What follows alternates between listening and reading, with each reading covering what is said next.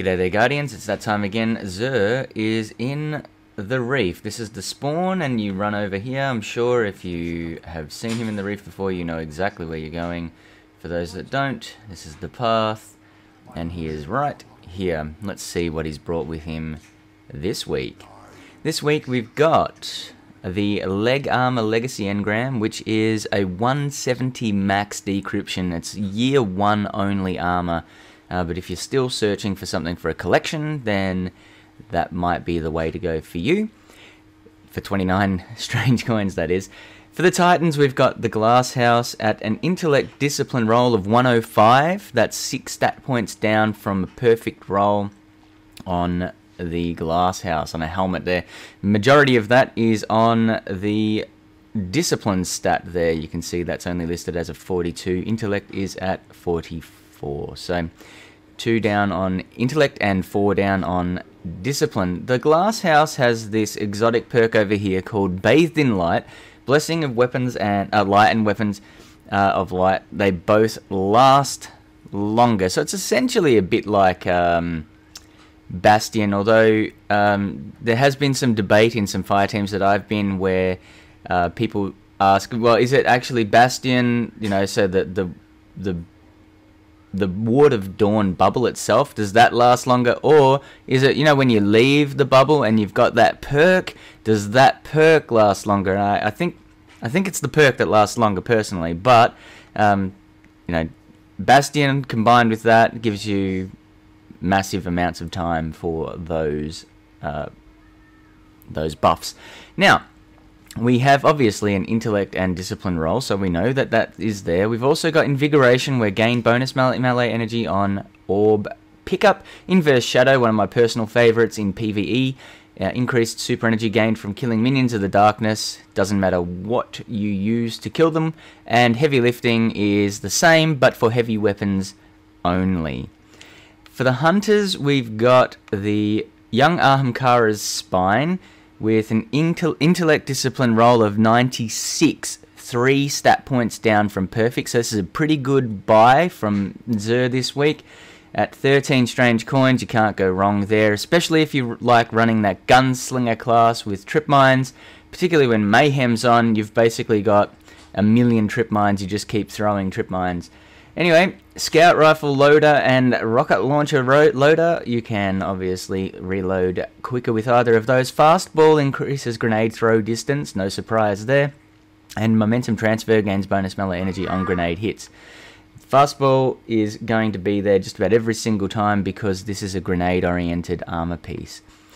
Increased Intellect and Increased Discipline, we know, and this is the exotic perk here, the Field Trip perk, where increased trip mine grenade duration and you gain an additional trip mine charge. Basically, your trip mines stick around at least twice as long with Young Ahamkara's Spine, and you get an additional one. So if you've got max discipline on and you throw a trip mine, by the time that one explodes, you've got your other one back. By the way, you've already got another one anyway, so you can have at least 2 trip mines on the field almost at all times if you really wanted to.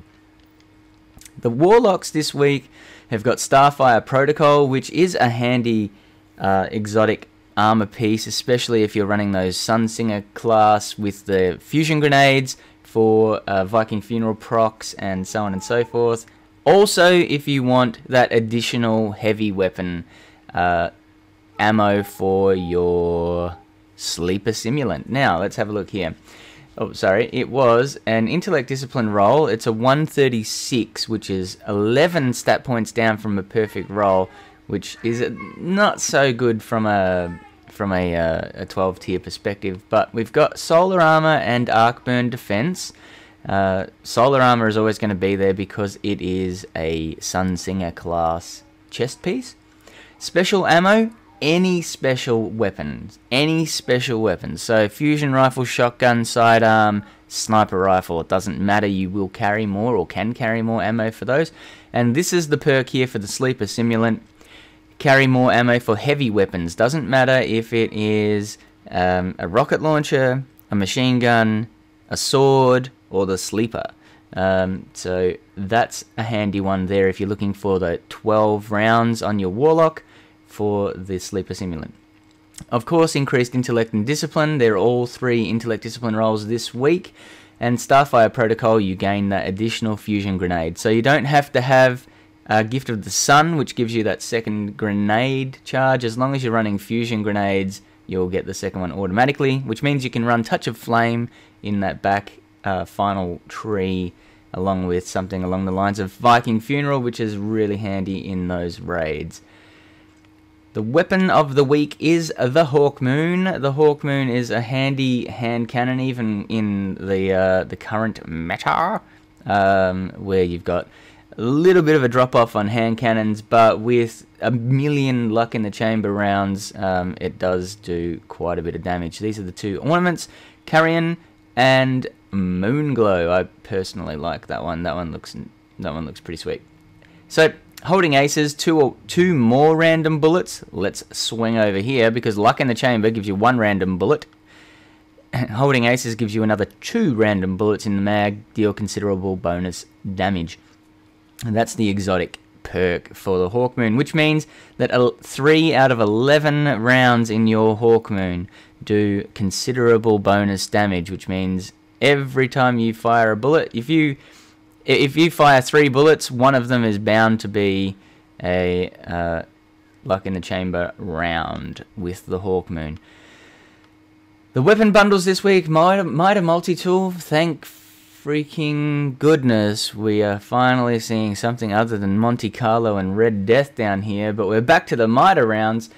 Mitre Multi-Tool and Special Ops. That's a pretty good buy if you're looking for that black slick scout rifle. It's almost a COD looking scout rifle. And for the Mitre, and Truth and Heart of Gold. Obviously Heart of Gold makes the Truth look gold. Big surprise. Curious this week, we've got the Plasma Drive and the Emerald Coil, which give you these blue and green booster trails behind your rare Sparrows when you upgrade them. Of course, we've got Heavy Ammo Synths, 1 strange coin for 3, or 3 strange coins for 10. This personally is the single best rank up method in the game. All you do is you farm strange coins. It's pretty easy to do. Spam this guy, get as many of these particular Heavy Ammo Synth packages as you can. 3 for 10 is the best economy you can buy. Go see your faction, Dead Orbit, New Monarchy, or Future War Cult, and hand these in as donations. If you've got the exotic armor piece, if you've got the exotic class item piece for your faction, pop that on as well when you're handing in the donations, because you get an additional 10% reputation boost. And when you pick up your package, make sure you've got your highest light equipped, and away you go. You will find yourself at 400 in no time. The alternative is to farm 3 of coins, where you can get exotic engrams from Crucible matches when they are completed, or from defeating Ultras. So the Ultra Knight on the Dreadnought, if you know where he is a quick and easy option, but every time you kill him you have to leave the Dreadnought and then go back. The better option is if you run the Iron Tomb mission at the end of the Rise of Iron campaign. You pop on a 3 of coins, kill the first boss at the end, then pop on another 3 of coins, kill the second boss at the end, and pop on another 3 of coins, let the next boss kill you, the third boss. And then rinse and repeat. You can do that for hours if you like, and you'll find that after about an hour you should have a good wad of exotic engrams to your name. Glass needles for 3 strange coins, 3 motes of light, and 1 exotic shard. You can jump up here on any exotic armor piece you like, and you will see these 2 hammers, Twist Fate. For 250 glimmer, 10 armor materials, and 1 of those glass needles, you can randomize these perks and these stats. Now, bearing in mind that Starfire Protocol will always have solar armor in this spot here, because it is a solar or Sunsinger chest piece. So you're never going to have void armor or something like that here on a Starfire Protocol. Okay, and because it is grenade oriented, you're always going to have a discipline roll here. You're never going to get an intellect strength roll on Starfire Protocol because it is grenade oriented. This node here is to give you an additional grenade. So because discipline is grenade oriented and the perk is grenade oriented, those two go hand in hand. You will never ever get an intellect strength roll on a Starfire Protocol. So important to remember. Likewise, you'll never get an intellect strength roll on young Ahamkara's Spine because it's grenade, and you should always get intellect on the Glass House because it is super oriented. So keep that in mind and you will be set when you are rolling or re-rolling with your glass needles. The material exchange down here, 2 strange coins for 1 mode of light, or 7 strange coins for an exotic shard. We all know what goes on there. There are way better ways to farm, but that's it.